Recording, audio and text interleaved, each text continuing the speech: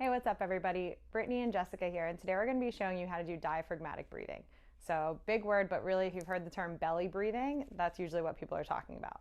So this kind of belly breathing, diaphragmatic breathing, what it does is it helps reduce lower down your heart rate, helps lower down your blood pressure. It's good for relaxation, and it also promotes overall better breath control. So sometimes when you see people breathing or they're having a hard time, they'll use what's called their accessory muscles, and they're really going to be using those neck muscles, not getting a full deep breath in. What we're going to practice today is going to be showing you how to do that full belly breath, get that belly involved, and hopefully help you reduce some of your stress or tension.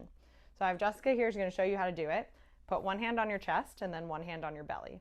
And the goal when you're belly breathing is to try and get, or diaphragmatic breathing is to try and get that hand to move as you take a deep breath in. So when you breathe in, that diaphragm actually comes down, it pushes on those abdominal contents, and that's what causes the hand to push up a little bit when you take that deep breath in.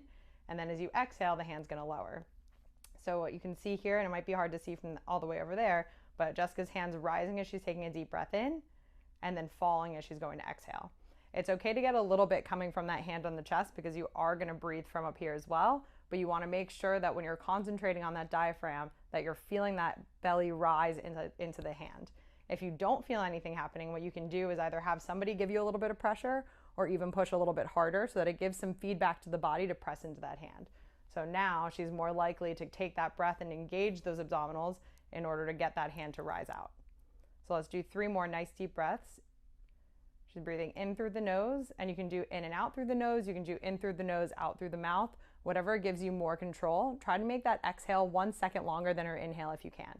So let's say we're doing a deep breath in for 5, or when we go in, go ahead for 5, 4, 3, 2, 1. And then as you exhale for 6, 5, 4, 3, 2, and 1. So just practicing that breath control.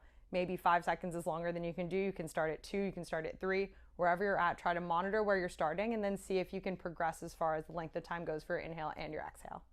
All right, good luck, guys.